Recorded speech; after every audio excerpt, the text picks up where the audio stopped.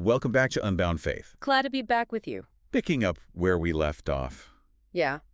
It's pretty amazing when you think about it. Mm-hmm. Last time, we were talking about the flood, right? Yeah. The ark. The rainbow. The rainbow, God's promise. Right. And now, we're diving right back into the story with humanity starting over. Yeah. Genesis chapter 10. Big transition. It is a big transition. Yeah, from like the grandeur of creation Yeah. to like this super specific, meticulous account of like who begat whom. Right. Yeah. Like we zoomed way in. Yes. You know, like from the universe to a family reunion. Exactly. But this isn't just any family reunion. Right. This is Genesis chapter 10. The Table of Nations. Often called, that's right, the Table of Nations. Yeah. And it really lays out, it lays it all out there. Yeah. The descendants of Noah's sons, That's right. Shem, Ham, and Japheth. What's really fascinating to me about this chapter is how it sets the stage for understanding like the spread of humanity like across the globe. You said it, the entire world. And, you know, when you really think about it, humanity is starting over. Yeah. It's like Genesis 10 is a map showing us not just who these descendants were, but where they went, the empires they would build, the people. Yeah. Yeah, it's incredible. Okay, so let's start with Japheth's line. What stood out to you when you were looking at this? Well, one of the things that I find really striking is how far and wide his descendants spread. Okay. You know, really reaching towards Europe and the Mediterranean. Okay. You have names like Javan, often linked to the Greeks, and Kittim, who some scholars believe settled in Cyprus.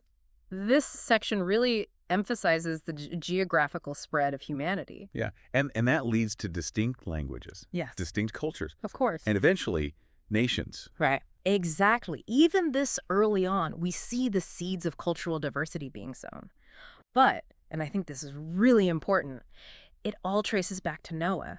It's a powerful reminder of our shared human ancestry. Yeah. It's almost like, you know, there's this tension, right? Yeah. We're all connected, but yet we're branching out. We're becoming distinct. Yeah. And that tension's going to play out in interesting ways, I think. Oh, absolutely, as the biblical narrative unfolds. But for now, let's turn to Ham's descendants, because we encounter a particularly, I think, intriguing figure here, right? Nimrod, yeah. A mighty hunter before the Lord. That phrase always, like, jumps out at me. Yeah. So there's something, I don't know, there's something powerful about it, but also, I don't know, maybe a little unsettling, you know. What do you make of that? Well, it's definitely a phrase open to interpretation, right? Okay. Some scholars, they see him as a righteous man, Yeah. you know, skilled in providing for his people. Yeah. Others see more of a ruthless conqueror, someone who embodies ambition that might not be aligned with God's will. So he could be like a hero or a cautionary tale. Yeah, exactly, depending on how you read it. Yeah. And then there's this. Right. He founds a powerful kingdom that includes Babel, Erech, Akkad, and Calneh. Wow. Major city-states in ancient Mesopotamia. And the fact that Babel is included here, that's huge. Right. Because it connects directly to the Tower of Babel story. Of course, yeah. Which we're going to get to, the next few chapters. Yeah. But it speaks volumes, I think, about, that human desire to reach for the heavens. Yeah. Even if it means defying God.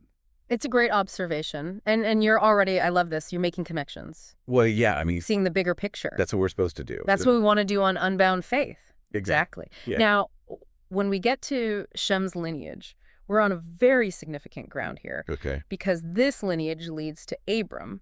Right. Who will become Abraham, a central figure in the Bible. Yeah. He's like a pillar. Yeah. It's like this Table of Nations isn't just ancient history. Yeah. It's the foundation for the future of God's chosen people. Precisely.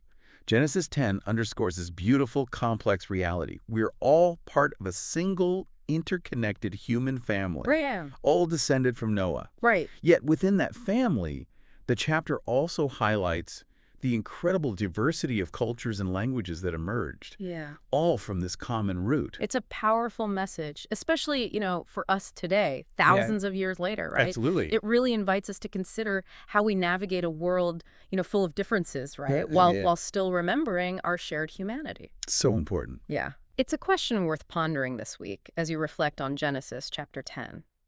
How can we better recognize and honor both our shared heritage and that beautiful tapestry of cultures that make up our world? May we approach each other with understanding, seeking common ground while celebrating the richness of our differences. That's the blessing we offer from Unbound Faith today. That's beautiful. Keep reflecting on the richness of Genesis 10, and we'll be back next time to uncover more insights in the book of Genesis.